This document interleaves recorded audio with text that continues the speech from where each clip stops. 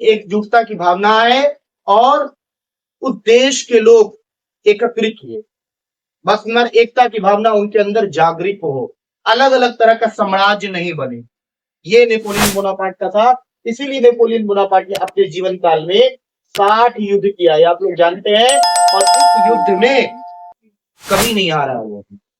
उसका कहना था जो व्यक्ति यह सोचकर डरता है कि वह हार जाएगा, वो निश्चित ही हार जाता है। बात समझ में आ रहा है? कहने का मतलब ये समझ लो कि नेपोलियन बोनापार्ट ने कहा कि अगर तुम मन बना लोगे हारने का तो तुम्हारे मुकद्दर में हार लिख ही जाएगा।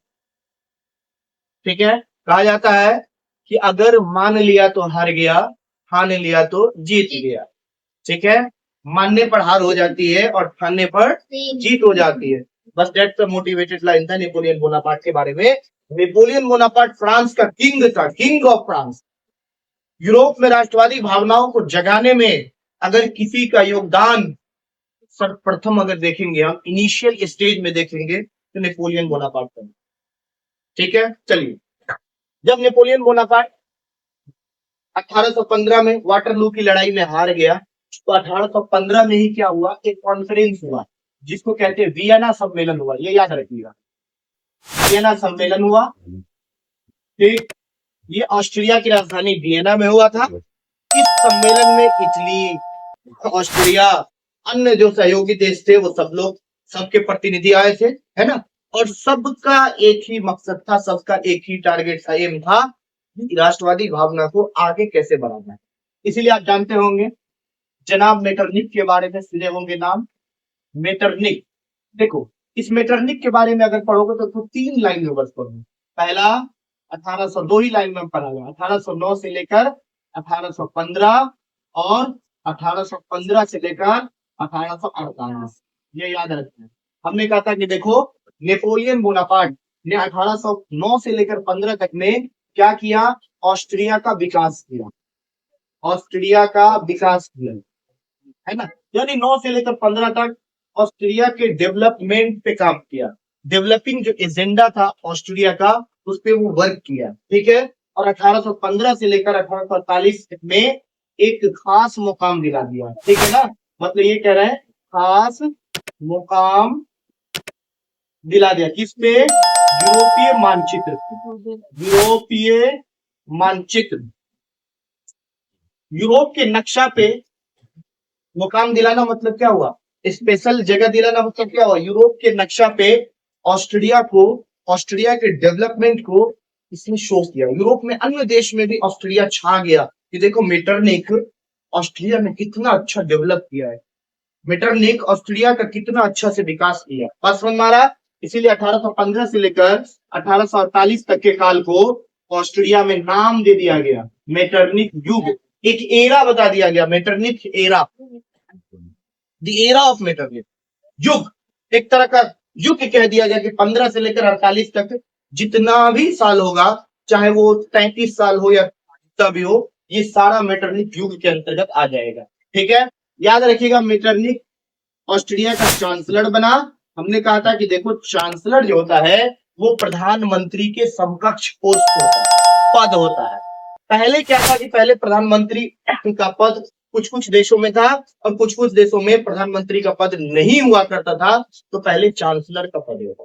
ठीक है, आइए अब बात करते हैं, जैसे नेपोलियन बोनापार्ट 1815 की लड़ाई है, जब वो वाटरलू की लड़ाई में हार गया, उसके बाद फ्रांस में क्या हुआ इस चीज को देखना। देखो फ्रांस में एक क्रांति हुई है जो 3 स्टेज में हुई है, जिसको हम लोग फ्रांसीसी क्रांति कहते हैं। आप लोग जानते होंगे, बहुत अच्छे से जानते होंगे, 1789, 1830 और 1848, ये 3 क्रांति देखना है। देखो अगर फ्रांस के बारे में कुछ चीज पढ़ते हैं तो यहाँ लिख रहे हैं, ध्यान दें। फ्रांस में जो क्रांति हुई है वो 1789 में हुआ है। जिस टाइम आप लोग पढ़े होंगे 9th क्लास में, लुई फोलवा, लुई फोलवा वहां का राजा था, लुई 16 वहां का राजा था 1789 के टाइम में। फिर 1830 को हुआ, जुलाई 1830 क्रांति हुआ, उस टाइम वहां का शासक था चार्ल्स टेन, चार्ल्स टेन। फिर 1848 में क्रांति हुई है फ्रांस में, उस टाइम वहां का शासक था लुई फिलिप, ये आपको याद रखना है।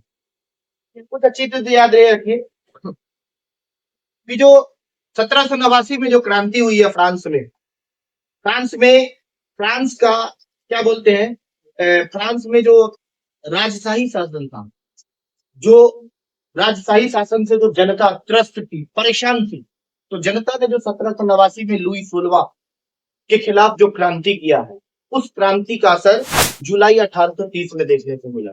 फ्रांस क्रांति के मुहाने पर खड़ा रहा। देखो फ्रांस एक ऐसा देश है जिसने 3 क्रांति झेला है, और फ्रांसीसी क्रांति का ही परिणाम रहा है कि दुनिया के अन्य देशों में भी क्रांति होनी शुरू हुई।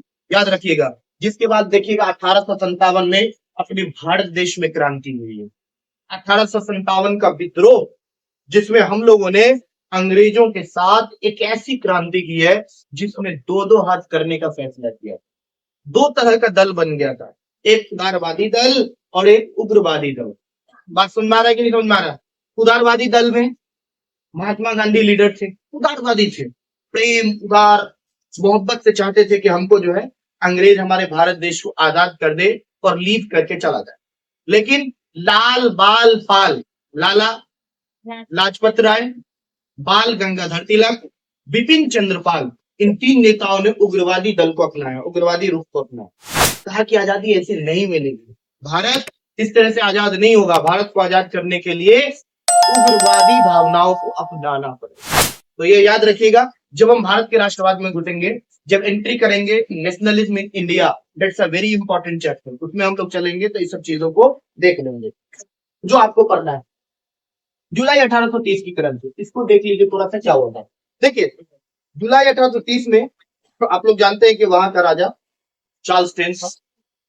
चार्ल्स टेन, जुलाई 1830 की क्रांति चार्ल्स टेन के खिलाफ हुई है। चार्ल्स टेन एक प्रतिक्रियावादी शासक था, एक प्रतिक्रियावादी राजा था, ठीक है। चार्ल्स टेन से जनता हमेशा परेशान रहती थी, उसकी नीतियों से, चार्ल्स टेन की नीति से, चार्ल्स टेन के नियमों से जनता त्रस्त रहती थी, ठीक है। जब जनता ने ये देखा कि फ्रांस की स्थिति खराब हो गई है, बात समझ में आ रहा, तो चार्ल्स टेन ने के खिलाफ क्या किया है, क्रांति किया है। और चार्ल्स टेन के खिलाफ जो क्रांति हुआ है, ये क्रांति 25 जुलाई 1830 को हुआ है और 28 जुलाई को ये क्रांति विकराल रूप ले लिया, ठीक है। और उसी टाइम जो है क्या हुआ था जानते हैं, उस टाइम 2 तरह की चीजें थी। जो भी चार्ल्स टेन के टाइम जो है उदारवादी दल के लोग होते थे, उसको क्या किया गया था, उदारवादी दल के लोगों ने क्या किया था, कहा था कि देखो चार्ल्स टेन बहुत गलत कर रहा है देश के साथ, चार्ल्स टेन विभिन्न प्रकार की प्रतिक्रियावादी नियमों को लागू कर रहा है। तो उदारवादी दल के लोगों ने कहा था, एक काम ये भी किया कि